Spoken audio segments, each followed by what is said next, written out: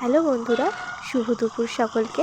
তো আজকে যেহেতু শনিবার তাই বাড়িতে ভেজ, তাই জন্য ভাবলাম যে একটু পনির করি।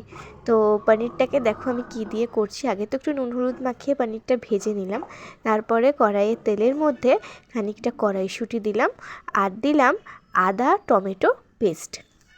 তো দুখানা মতন টমেটো নিয়েছিলাম মিডিয়াম সাইজের, আর কিছুটা আদা।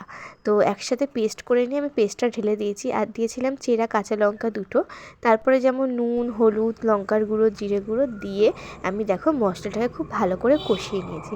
কষানোর পরে দেখো বেশ তেল ছেড়ে গেছে, আর টমেটো দেওয়ার ফলে কিন্তু কালারটাও খুব সুন্দর এসছে।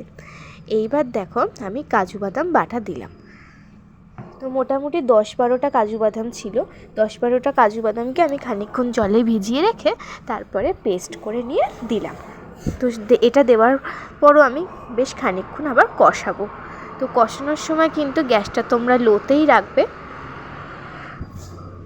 এবার দেখো টেক্সচারটা কত সুন্দর এসছে, একটা ক্রিমি ব্যাপার চলে এসছে কাজু বাদামটা দেওয়ার ফলে। এবার দেখো নুনটা তো আমার আগে দেওয়া ছিলই, এবার আমি কিছুটা চিনি দিলাম যাতে মানে টেস্টটা ভালোভাবে ব্যালেন্স হয়। যেহেতু ওখানে টমেটো দেওয়া ছিল, তো তার ফলে কিন্তু একটা ট্যাঙ্গি ভাব এই রান্নাটাতে আসবে। আর চিনি দিলাম, তো এটা টক মিষ্টি একটা ব্যাপার আসবে। তো যেহেতু ভেজ আর সেরকম কিছুই দেওয়ার নেই এখানে।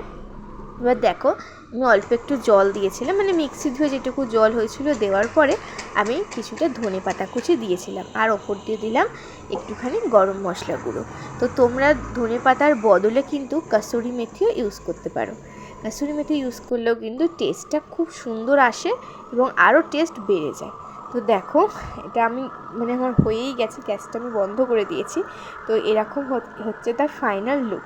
তো এরকম লাগছে কিন্তু অবশ্যই জানিও। আর এটা ফ্ল্যাশ লাইট দিয়েও তোমাদের সাথে একটু শেয়ার করে দিলাম যে কীরকম লাগছিল। এবার দেখো আমি একটু নেড়েও দেখিয়ে দিলাম, ক্রিমি টেক্সচারটা এসছে, আর খেতেও কিন্তু বেশ টক মিষ্টি ব্যাপারটা এসেছে। তো এটা কিন্তু ভাতের সাথেও ভালো লাগে, এছাড়া তো রুটি পরোটার সাথে ভালো লাগে। তো কেমন হয়েছে